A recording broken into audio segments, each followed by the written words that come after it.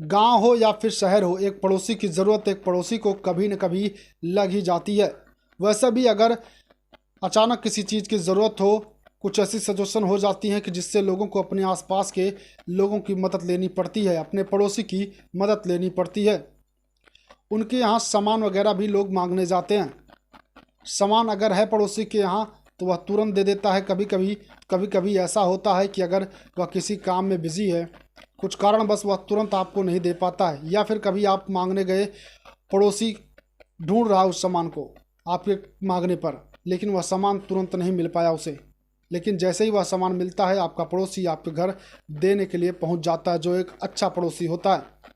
लेकिन सामान देने जाना अयोध्या में एक महिला को भारी पड़ गया। उसकी पीट कर हत्या कर दी गई। नमस्कार, आप देख रहे हैं मानसिकता न्यूज और आपके साथ मैं हूं सौरभ दुबे। अयोध्या जिले के नंदीग्राम में स्थित भरत मंदिर के पुजारी हनुमान दास की पत्नी की पीट कर हत्या कर दी गई। आरोपी ने पीट कर हत्या कर दी और शव को अंदर रखकर ताला मार दिया। हनुमान दास की 64 वर्षीय पत्नी यशोदा घर में पूजा कर रही थी। कल्याण भदर साहब बरोइया निवासी पवन पांडे की पत्नी करवा चौथ को लेकर कुछ सामग्री मांगने के लिए उनके घर गई। यशोदा पूजा कर रही थी, इस वजह से वह सामान उस वक्त नहीं दे पाई। जैसे ही उन्होंने पूजा खत्म की, उसके बाद सामान देने के लिए पवन के घर गई।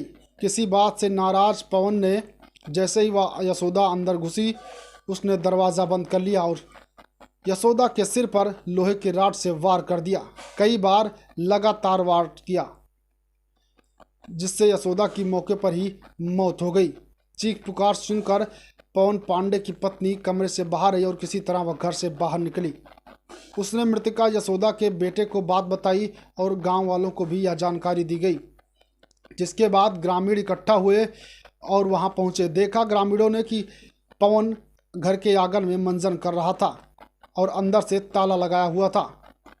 लोगों ने उसे पकड़ लिया और पकड़कर पुलिस के हवाले कर दिया।